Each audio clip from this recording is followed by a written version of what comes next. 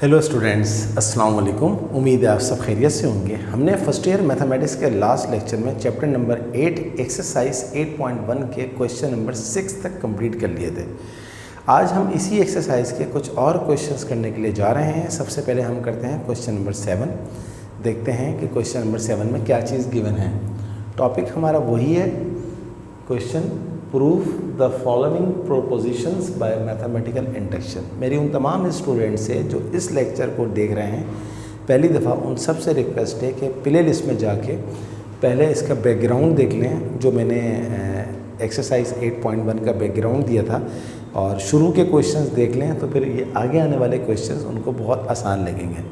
तो क्वेश्चन है जनाब, question number 7, 1 power 4 plus 2 power 4 plus 3 power 4 plus dash dash dash plus n power 4 is equals to 1/30 multiply by n multiply by n plus 1 multiply by 2n plus 1 multiply by 3n square plus 3n minus 1। हमें इस proposition को proof करना है by using mathematical induction. मैं आप सारे बच्चों को अपने फर्स्ट लेक्चर में बता चुका हूँ कि प्रोपोजिशन क्या होता है, बहुत डिटेल में बताया था। तो सबसे पहले हमने आपको क्या सिखाया है कि हमारा जो टारगेट है, हम उसको डिसाइड कर लेंगे कि हमें कहाँ तक क्वेश्चन को पहुँचाना है। तो हमारा टारगेट क्या होता है कि राइट हैंड साइड के ऊपर, क्वेश्चन के राइट हैंड साइड के ऊपर जहाँ जहाँ n लिखा हुआ है, n जहाँ जहाँ n लिखा हुआ है वहाँ पर हमारे को k+1 शो करना होता है। तो देखिए राइट हैंड साइड क्या है, 1/30 into n plus 1 into 2n plus 1 into 3n square plus 3n minus 1। तो हमारा टारगेट क्या बन जाएगा, राइट हैंड साइड के ऊपर लिखा हुआ है 1/30, n की जगह पर k+1 नज़र आना चाहिए, n प्लस 1 की जगह पर k+1 प्लस 1 नज़र आना चाहिए, 2n प्लस 1 की जगह पर 2 मल्टीप्लाई बाय k+1 प्लस 1 नज़र आना चाहिए, एंड 3n स्क्वायर की जगह पर 3 इंटू k+1 स्क्वायर नज़र आना चाहिए, प्लस 3n की जगह पर 3 इंटू k+1 नज़र आना चाहिए, और -1। तो जनाब ये हमारा टारगेट क्या है, हर सवाल में यही टारगेट होता है कि n की जगह पर राइट हैंड साइड पे n की जगह पर k+1 नज़र आना चाहिए। ये टारगेट आपको एग्ज़ाम में शो नहीं करना होता, आपको एग्ज़ाम में ये चीज़ ला के दिखानी होती है। बट टारगेट लिखने से फ़ायदा क्या होता है कि आपको पता लग जाता है कि आपके क्वेश्चन का एंड क्या होगा। अब हम आते हैं क्वेश्चन के सोल्यूशन की तरफ। सोल्यूशन का जो पहला स्टेप है वो क्या है कि हमें सबसे पहले क्या करना होता है, put n is equals to 1। इस पूरे क्वेश्चन में जहाँ जहाँ हमारे पास n है वहाँ पर हम क्या रख देंगे, 1 रख देंगे। तो n इज इक्वल्स टू 1 का मतलब होता है लेफ्ट हैंड साइड की फर्स्ट टर्म। तो फर्स्ट टर्म हमारे पास क्या है, 1 power 4 is equals to right hand side पे जहाँ जहाँ n लिखा हुआ है वहाँ पर हम लिखेंगे 1। तो 1/30 इंटू n की जगह पर 1 आ गया, n प्लस 1 n की जगह पर 1 आ गया, तो 1 plus 1, 2n plus 1 2 into 1 plus 1, 3n square 3 into 1 square plus 3 into n 3 into 1 minus 1। अब हम इसको सिंप्लीफाई करेंगे।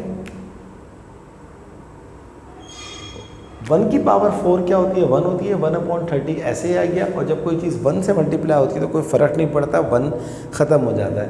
ये 1 प्लस 1 ये 2 हो गया, मल्टीप्लाई बाय 2 1 ज़ा 2 प्लस 1 आ गया, मल्टीप्लाई बाय 3 इंटू 1 स्क्वायर 3 ही होता है, तो 3 आ गया, प्लस 3 1 ज़ा 3 माइनस 1। यहाँ तक हम पहुँच गया। इसको मज़ीद सिंप्लीफाई करेंगे। 1 is equals to 1/30 into 2 plus 1 क्या होता है, 3 इंटू 3 प्लस 3 होता है 6 माइनस 1 होता है 5। तो जनाब अब हम आगे चलते हैं। 1 इज इक्वल्स टू 1/30, 2 3 ज़ा 6 6 5 ज़ा 30, तो ऊपर भी 30 है और नीचे भी 30 है, 30 से 30 कट गया तो 1 बराबर है 1। So it is true that the given proposition is true for n is equals to 1। Now अब हम सपोज करेंगे कि ये प्रोपोजिशन जो है वो n is equals to k के लिए ट्रू है। तो ये जो अगला स्टेप होता है वो ये होता है कि आपको क्वेश्चन में जहाँ जहाँ n लिखा हुआ है वहाँ पर आप सिंपल k लगा देते हैं, तो सेकंड स्टेप ख़त्म हो जाता है। तो देखिए मैंने लिखा है n is equals to k, put n is equals to k। सवाल दोबारा लिखिए, 1 power 4 plus 2 power 4 plus 3 power 4 plus dash dash dash plus n power 4, अब n को रिप्लेस किससे करेंगे आप, k से, तो k पावर 4 आ गया इज इक्वल टू 1/30, n की जगह पर k आ गया इंटू n+1, ये हो जाएगा k+1 इंटू 2n+1, ये हो जाएगा 2k+1 into 3n² 3k² plus 3n 3k - 1। सही है जनाब। तो यहाँ तक हम पहुँच गए, ये सेकंड स्टेप हमारा ख़त्म हो गया कि हमने ये सपोज़ कर लिया कि ये प्रोपोजिशन जो है वो n = k के लिए ट्रू है।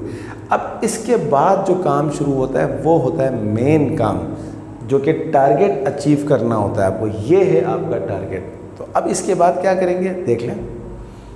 1 की पावर 4 ऐसे आ गया, 2 की पावर 4 ऐसे आ गया, 3 की power 4 plus dash dash dash plus k की पावर 4 ऐसे आ गया।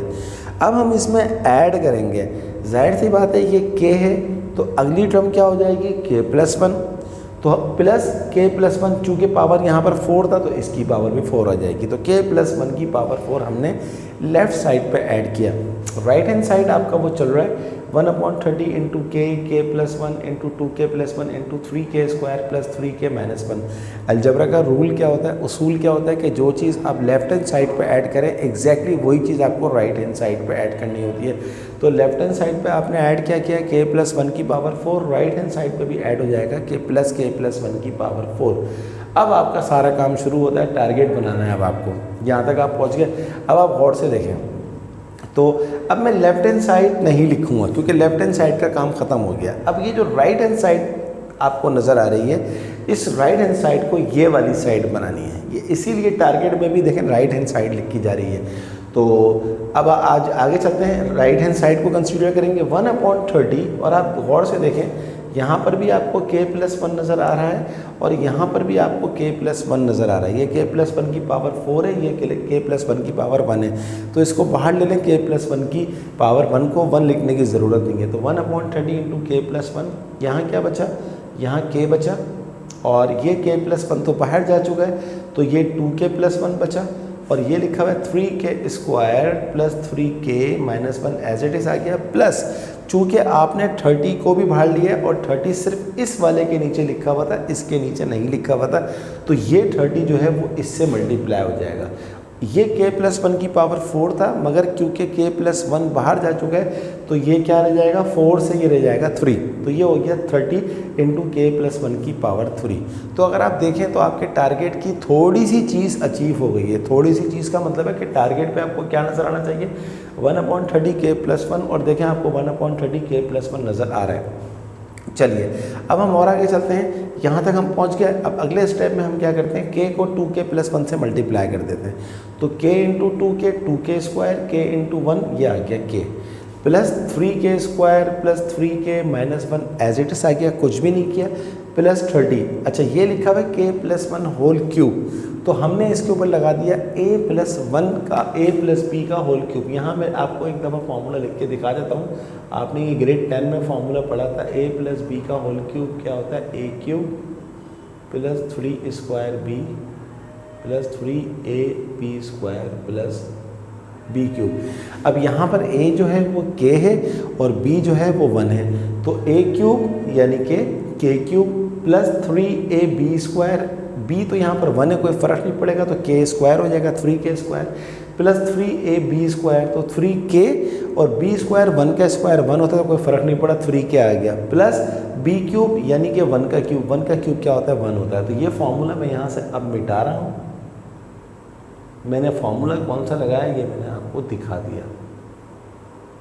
चलिए यहाँ से हमने इसको a+b के होल क्यूब से खोल दिया। अगला स्टेप 1/30 k+1, ये 2k² प्लस k को मैं 3k² प्लस 3k - 1 से मल्टीप्लाई कर रहा हूँ।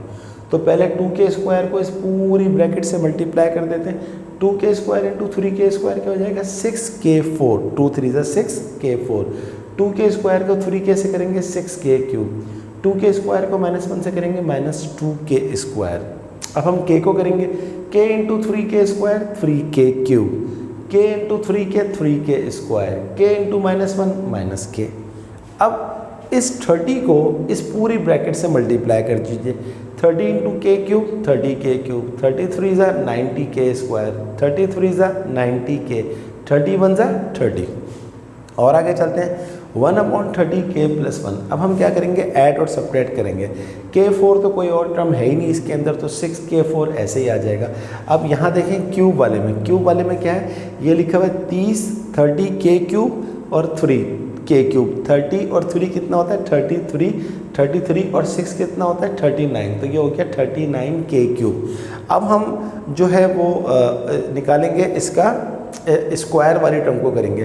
तो यहाँ पर लिखा हुआ है 90k² और ये लिखा हुआ है 3k²। 90 और 3 कितना होता है 93k²। 93 में से -2 गया तो ये हो जाएगा 91k²।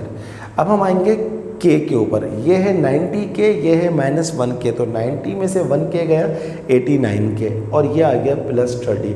इसका नाम मैंने रख दिया इक्वेशन नंबर 1।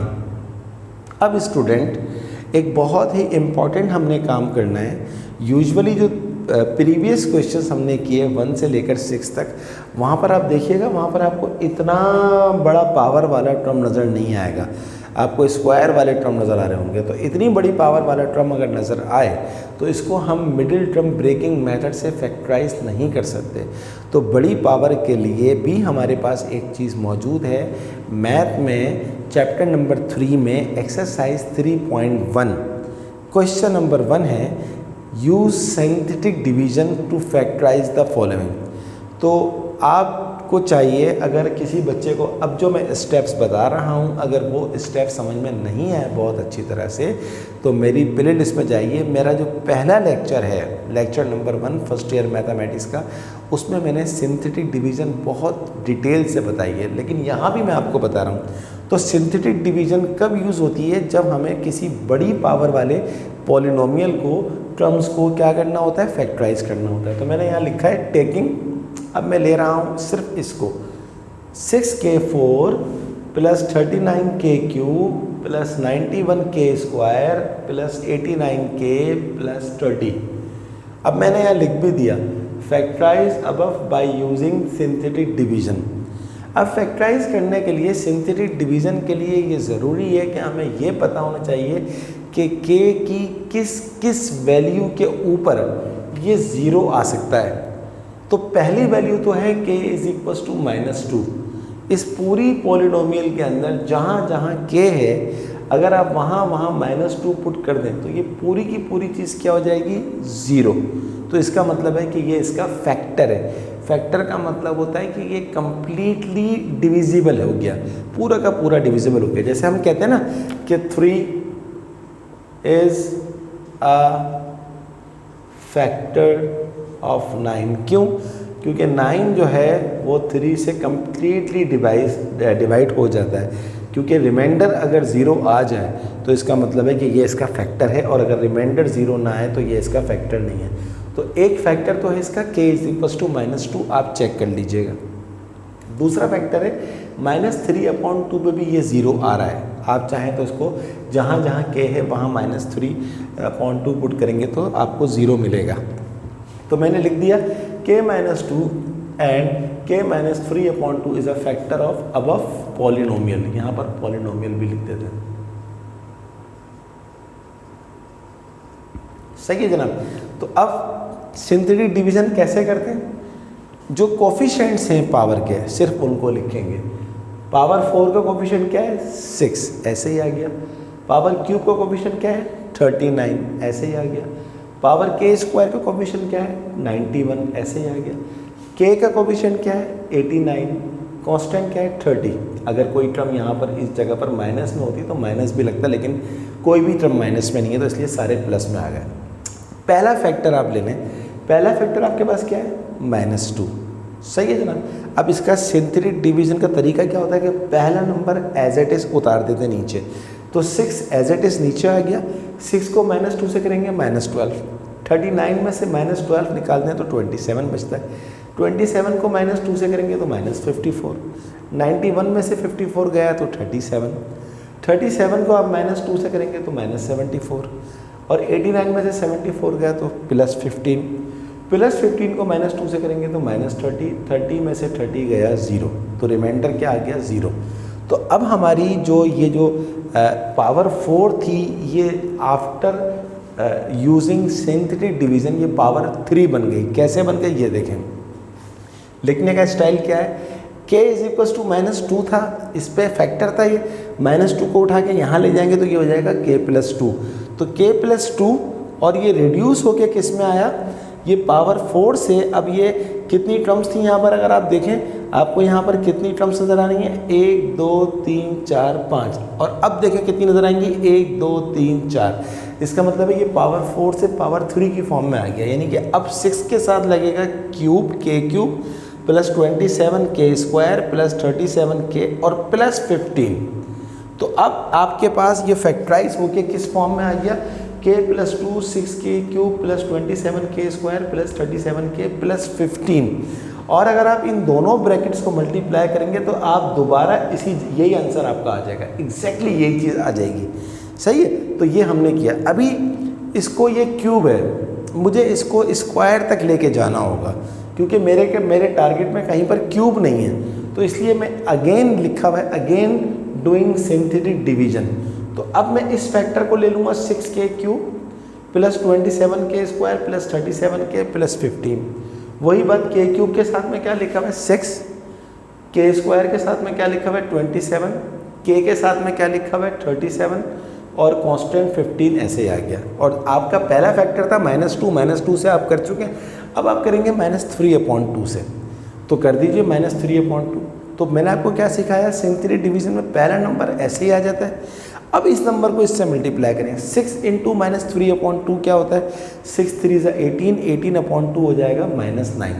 27 में से 9 गया 18, 18 को इससे करेंगे, 18 को 3 से करेंगे, 18 3 = 54/2, 54/2 होता है -27। इस माइनस की वजह से -27।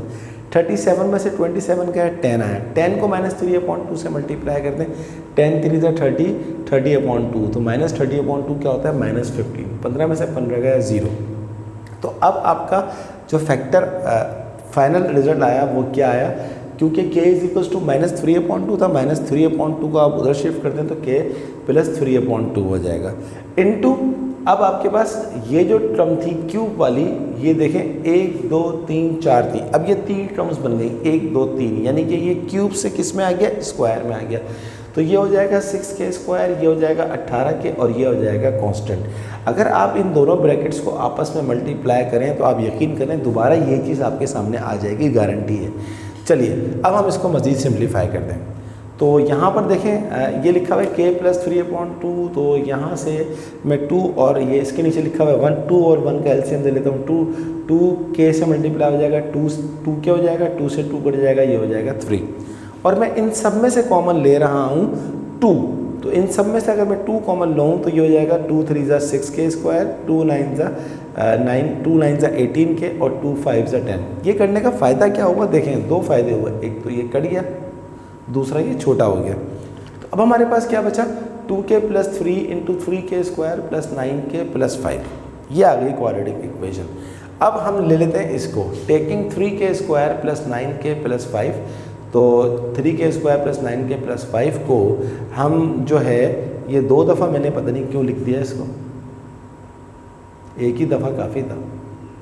तो ये देखें ये लिखा हुआ है 3k², इसको अगर मैं ब्रेक कर दूं 9k को 2 में, 6k + 3k, और ये क्या लिखा हुआ है मेरे पास +5, इस 5 को मैं लिख दूं +3 + 2। तो अब देखें ये यकीनन अगर मैं कर रहा हूं तो कोई फ़ायदा ही होगा इसका। 3k² ऐसे ही आ गया, 6k ऐसे ही आ गया, और इस 3 को लिख दिया यहाँ पर, इस 3k को लिख दिया यहाँ पर, और ये जो हमारे पास 2 था इस 2 की जगह पर आ गया 3 - 1, 3 - 1 2 होता है। ऐसा क्यों किया, क्योंकि मैं टारगेट देख रहा हूँ, मेरा टारगेट जो है वो अचीव होना चाहिए। आगे चलते हैं। तो अब इसमें से 1 2 3, इन 3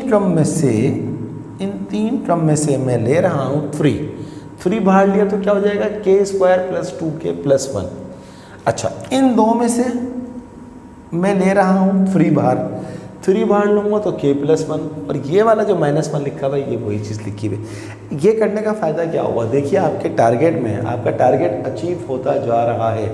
ये लिखा हुआ है 3 × k + 1 का square plus 3 × k + 1 - 1, almost target achieve हो रहा है। नाउ अब मैंने लिखा टेकिंग ऑल फैक्टर्स, तो आपका पहला फैक्टर क्या आया था, k + 2, ये रहा। दूसरा फैक्टर आपके पास क्या आया था 2k + 3, ये रहा। और इस वाली चीज़ को आपने किस फॉर्म में लिखा था, इस फॉर्म में 3 इंटू, अब ये देखिए ये लिखा हुआ है k² + 2k + 1, इसको मैं बंद कर देता हूँ a + b के होल स्क्वायर में, तो a² + 2ab + b, a यहाँ पर क्या है k है और b क्या है 1, तो ये हो जाएगा a + b होल स्क्वायर यानी कि k + 1 whole square plus 3k + 1, ये लिखा हुआ -1। अच्छा जनाब, ये जो चीज़ थी आपकी, ये जो आपने लिया था ये पूरी चीज़ 6k4 + 39k³ + 91k² + 89k + 30, ये पूरी चीज़ क्या बन गई k + 1 k + 2 2k + 3 into 3 into k + 1² + 3 into k + 1 -1। लेकिन आपके पास कुछ और भी तो था, तो यहाँ मैंने लिखा है फ्रॉम 1 वी हैव, 1 में हमारे पास क्या था 1/30 इंटू k + 1, तो देखिए 1/30 इंटू k + 1 तो ये आ गया, और बाकी जो ये चीज़ थी वो मैंने एज इट इज़ लिख दी k + 2 2k + 3 3 into k + 1² + 3 into k + 1 -1। और आगे चलते हैं, 1/30 ये लिखा हुआ है, k + 1 ये लिखा हुआ है, k + 2 को मैं लिख सकता हूँ k + 1 + 1, 1 + 1 2 होता है, ये लिखा हुआ है 2k, इस 3 को मैं लिख सकता हूँ 2 + 1, और ये लिखा हुआ है 3 into k + 1² + 3 into k + 1 -1 as it is आ गया। और आगे चलते हैं, 1/30 k + 1 और ये लिखा हुआ है k + 1 + 1, इन दोनों में से मुझे 2 कॉमन नज़र आ रहा है, यहाँ से इन दोनों में से 2 कॉमन लिया तो यहाँ क्या बचेगा k + 1, और ये लिखा हुआ है +1 into 3 into k + 1² + 3 into k + 1 -1। अब आप देखें जनाब, ये जो हमने सारा काम किया है हमारा टारगेट अचीव हो गया। हमारा टारगेट क्या था 1/30 सॉरी k + 1, वहाँ देखें यहाँ भी k + 1 है, वहाँ देखें k + 1 + 1, यहाँ भी k + 1 + 1, वहाँ देखें 2 इंटू k + 1 + 1, वहाँ देखें यही नज़र आ रहा है, यहाँ देखें 3 into k + 1² 3 into k + 1² plus 3 into k + 1 और -1। It is prove that the proposition is true for n = k + 1। Student, थोड़ा सा बड़ा सवाल था, बट बड़े सवाल करने मैं समझता हूँ ज़्यादा ज़रूरी हैं। मैं अगर आपसे कह देता यार इतना बड़ा क्वेश्चन एग्ज़ाम में नहीं आता, आप छोड़ दें इसको, क्यों छोड़ दें? आपके पास टाइम है, अब तो थोड़े से पेपर एक्सटेंड हो गए, तो आप ये सारी चीज़ सीखें। जब आप सीखेंगे तो आप अच्छे बनेंगे ना पढ़ने में। तो I hope you understand this question number 7। इसमें बहुत सारी चीज़ें आपको सीखने को मिली हैं। आपको पता लग गया है कि सिंथेटिक डिवीज़न को हम यूज़ क्यों करते हैं, सिंथेटिक डिवीज़न क्या होती है। चलिए जनाब, तो आफ्टर दिस क्वेश्चन नंबर 7, जिसमें मुझे बहुत मज़ा आया, और ये मैंने पहले से इसलिए सॉल्व करके रखा हुआ था कि बहुत सारी चीज़ें थी, तो जब बहुत सारी चीज़ें हों और जगह आपके पास कम हो तो उसको फिर पहले से सॉल्व करके रख लें ताकि क्लियरली सबको नज़र आ जाए। अगर आप इसका एक स्नैपशॉट भी ले लेंगे, अपने मोबाइल से स्क्रीनशॉट ले लेंगे, तो फिर आपको वैसी सोल्यूशन मिल जाएगा। चलिए आगे चलते हैं, देखते हैं कि क्वेश्चन नंबर 8 क्या है।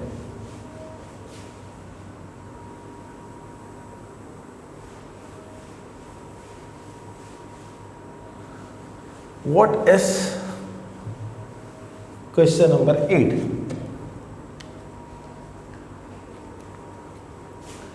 क्वेश्चन नंबर 8 है 1.3 + 2.4 + 3.5 + dash dash dash plus n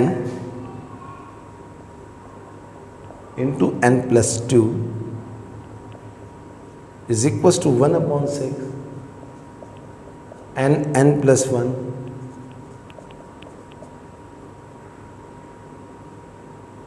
2n + 7। ये हमारे पास है जनाब सवाल। यहाँ पर ये जो डॉट लिखा हुआ है, इस डॉट का मतलब है मल्टीप्लाई, यानी कि ये पॉइंट नहीं है, ये डेसिमल नहीं है, ये है मल्टीप्लाई। तो सबसे पहला काम आप सीख गए होंगे। सबसे पहला काम क्या है? टारगेट हमारा क्या होगा कि राइट हैंड साइड के ऊपर जहाँ जहाँ n है वहाँ पर हमें k + 1 नज़र आना चाहिए। ये है जनाब हमारा टारगेट। यानी कि टारगेट का मतलब है ये हमारा आंसर है। तो मैथमेटिकल इंडक्शन के क्वेश्चंस में एक सबसे अच्छी बात क्या नज़र आई कि हमें ऑलरेडी आंसर पता होता है, हमें डाउट नहीं होता कि यार ये आंसर गलत है या रॉन्ग, या गलत है या सही है, राइट है या रॉन्ग है, हमें आंसर हमारे सामने लिखा हुआ है। अब हम आते हैं सोल्यूशन की तरफ। क्या है सोल्यूशन? पहला काम क्या है? Put n is equal to 1। First term हमारे पास क्या है? 1 मल्टीप्लाई बाय 3, और राइट हैंड साइड के ऊपर जहाँ जहाँ आपको नज़र आ रहा है n, वहाँ पर आप क्या रख दें? 1 पुट कर दें। 1/6 इंटू 1 और इंटू 2 इंटू 1 प्लस 7। तो 1 इंटू 3, 3 बन जा 3, 1/6, और कोई चीज़ 1 से मल्टीप्लाई होती है तो कोई फ़र्क नहीं पड़ता, एज इट इज़ आ जाती है। और ये हो गया मेरे पास 2 + 1 जो है 2 1 जा 2। एक मिनट, थोड़ा सा गलत हुआ है। 1/6 n इंटू 1 + 1, ये लिखना भूल गया था मैं, आई एम सॉरी। 2 इंटू 1 + 7, अब सही लिखा है। तो ये हो गया जनाब 1 + 1 2, 2 1 जा 2, 2 और 7 जो होता है वो 9 होता है। सो 3 इज इक्वल टू 9 2 जा 18, और 3 इज इक्वल टू 6 3 जा 18। So our proposition is true for n is equal to 1। अब हमने क्या करना है? हमने सपोज करना है कि it is also true for n is equal to k। तो सवाल में जहाँ जहाँ n लिखा हुआ है वहाँ वहाँ हमें क्या लिखना पड़ेगा? k लिखना पड़ेगा। तो ये हो गया 1.3 plus 2.4 3.5 plus dash dash dash plus n की जगह पर अब क्या लिखेंगे? k into k + 2 is equal to 1/6 into k into k + 1 into 2k + 7। तो हमने प्रूव कर दिया कि भाई it is also true for n is equal to k। अब मेन इंपॉर्टेंट काम,